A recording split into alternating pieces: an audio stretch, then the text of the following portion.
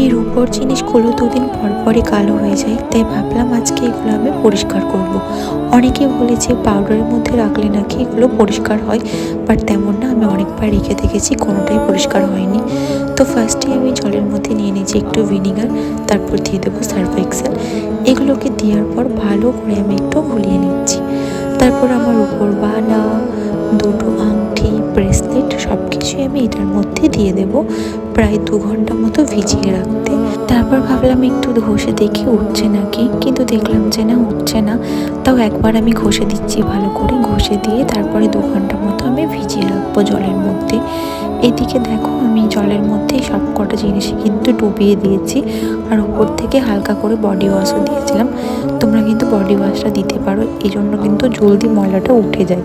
আর 2 ঘন্টা মতো ভিজিয়ে রাখলে ময়লাগুলো ভেপে থাকবে, তখন একবার ঘষলেই কিন্তু সমস্ত ময়লাগুলো ক্লিন হয়ে যাবে। আর আমার আংটিগুলো কেমন কালচে হয়ে গেছিলো, বাট সত্যি বলছি এইগুলো 2 ঘন্টা ভিজিয়ে রাখার জন্য কিন্তু খুব সুন্দর করে ক্লিন হয়েছে। লাস্টে তো তোমাদের আমি দেখিয়েই দেবো কেমন হয়েছে, পুরো ভিডিওটা কিন্তু ওয়াচ করো, তাহলে বুঝতে পারবে। আর জলটা দেখেই বুঝতে পারছো কি পরিমাণ জলের মধ্যে ময়লা জমে গেছে। এদিকে আমার ফুলওয়ালাটা খুব সুন্দর মতো কিন্তু পরিষ্কার হয়ে গেছে, আর এই আংটিটা তো পুরো কালো হয়ে গেছে। একবার ঘষাতে কিন্তু আমার পুরো আংটিগুলো সুন্দর মতো করে পরিষ্কার হয়ে গেছে। আর ব্রেসলেটটা তো খুব একটা ময়লা ছিল না, তো এটা পরিষ্কার করতে আমার খুব একটা কষ্ট হয়নি। আর এগুলো পরিষ্কার করার পর দেখি সন্ধ্যের টাইমে আমার বোন খুব সুন্দর একটা চুড়ি কিনে নিয়ে এসছে, কাশ্মীরি ব্যাঙ্গেলস, আর সাথে কাচের চুড়ি ছিল। তাই চুড়িগুলো বললাম, বোন আমাকে একটু পরিয়ে দিবি, তাহলে আমিও পরে দেখবো আমার কেমন লাগছে। অলরেডি আমি কিন্তু কিনেছি চুড়ি, বাট আমার চুড়িটা দাম বেশি নিয়ে নিয়েছে, বাট মোটেও খুব একটা ভালো কোয়ালিটি না। তার জন্য আমি ওর চুড়িগুলো দেখছিলাম, আর বোনকে প্রথম পরিয়ে দিলাম, যেহেতু ও প্রথম কিনেছে। তাই ওকে বললাম প্রথম তুই পর, তারপরে না হয় আমায় দিস। এই কটা চুড়ির দাম মাত্র 300 টাকার কাছাকাছি নিয়েছে, মানে অনেকটাই বেশি নিয়েছে।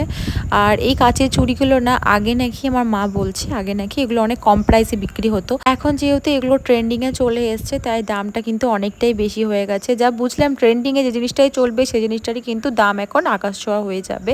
সন্ধ্যের দিকে আমার না একটু কিছু খেতে ইচ্ছা করছিল, তার জন্য আমি নেহাকে বললাম একটু পাপড়ি চাট এনে দিস, কারণ ওরা যাচ্ছিল খেতে। আর আমার না সন্ধ্যের টাইমে এখন বেরোতে ইচ্ছা করে না, তাই আমি আর বেরোচ্ছি না। তো ওকেই বললাম এনে দিবি, আরও এনে দিয়েছিল। আর ওই কাকুটা না এতটা পাপড়ি চাট দেয়, মানে বাড়িতে প্যাক করার টাইমে একসাথে 4 জনের খাওয়া হয়ে যাবে। তো আমি একটু বাটির মধ্যে নিয়ে নিয়েছি। সত্যি কথা বলতে আমি কাউকে দিইনি, আমি একাই কিন্তু লুকিয়ে লুকিয়ে খাচ্ছিলাম। আর সত্যি বলছি খুব টেস্টি। আবার নতুন একটা নিমকি চাট এনেছে, সেটাও কিন্তু খুব টেস্টি, সেটা আবার আজকে আমরা খেতে গেছিলাম। আর এদিকে আমি গপ গপ করে গিলছি, আর নেহা কিন্তু এখানে আমাকে বলছে, বুনি একটু সুন্দর করে ভিডিও শ্যুট করে দে। পাতলা পাড়া মেয়ে, আর শাড়ি পরার কত ধুম দেখো।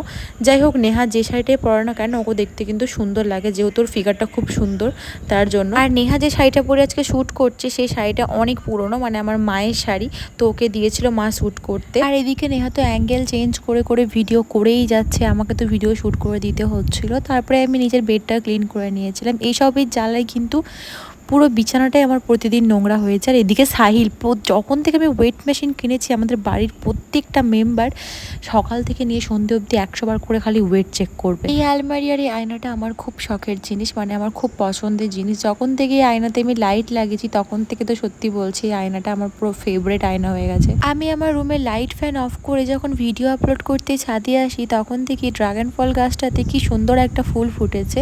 তো শুনেছি নাকি এটাতে একটা পরাগ মিলন করতে হয়, তো সেটাই আমি কিন্তু করে দিচ্ছিলাম ভিডিও দেখে দেখে। যেহেতু এগুলো আমার জানা নেই, তবুও আমি করে দিলাম ভিডিও দেখে। আমাদের গাছে তো এটা প্রথমবার ফল এসছে, মানে আগে কোনো দিন কিন্তু ফল আসেনি।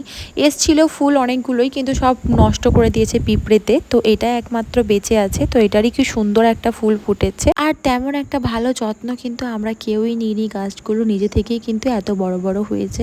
মাঝে মাঝে আমি আর সাহিল এসে গোবর সার দিয়ে গেছি। আর একবার পিঁপড়েগুলো দূর করার জন্য একটা কিছু দিয়েছিলাম, এই মুহূর্তে আমার নামটা মনে পড়ছে না। আর এই ফুলটা না আমি ছিঁড়ে ফেলে দিচ্ছি, কারণ কি এটা মরে গেছে, তার জন্য। দুটো ফুলই এসছিল, তার মধ্যে তো একটা মরে গেছে, আর একটা কিন্তু মাশাআল্লাহ এত সুন্দরভাবে ফুটে আছে। তো যদি ফল ধরে তোমাদের সাথে ভিডিও কিন্তু আমি শেয়ার করব। আজকের মতো ভিডিওটা এখানেই শেষ করছি।